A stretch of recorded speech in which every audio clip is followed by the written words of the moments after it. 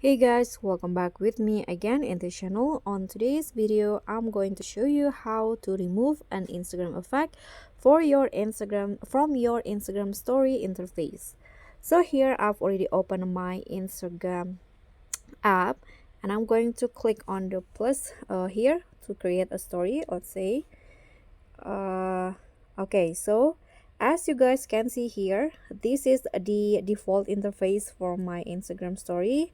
You can see there are lots of effect, but let's say I want to remove this effect from my interface. So what you need to do is click on the effect name here at the bottom and scroll down, and here you'll see remove effect option. So click on that option, then click on remove.